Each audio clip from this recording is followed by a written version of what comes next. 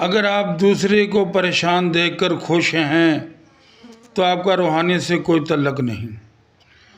اگر آپ صرف اپنے بارے میں سوچتے ہیں، حضور کی امت کے متعلق نہیں سوچتے، پھر بھی آپ کا روحانیت سے کوئی تعلق نہیں۔ آپ دوسرے کو کمتر سمجھتے ہیں، اپنے آپ کو نمازی، پرہیزی، اہل ذکر سمجھتے ہیں، پھر بھی آپ کا روحانیت سے کوئی تعلق نہیں۔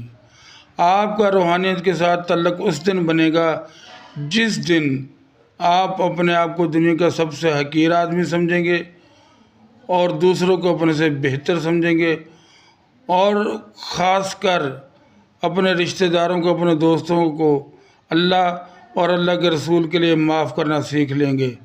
اس دن آپ روحانیت میں آنے کا سوچئے، ورنہ بالکل بھی نہ سوچے، کیونکہ روحانیت میں معاف کرنا اول شرط ہے۔